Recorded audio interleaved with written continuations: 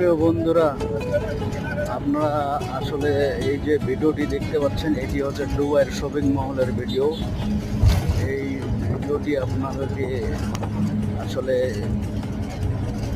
YouTube ফেসবুকের মাধ্যমে দেখানোর চেষ্টা করব। আসলে আপনারা এটি দেখবেন, দেখলে অবশ্যই ভালো লাগবে।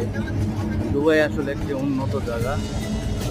মনে করেন যে দুবাই অনেক উন্নত।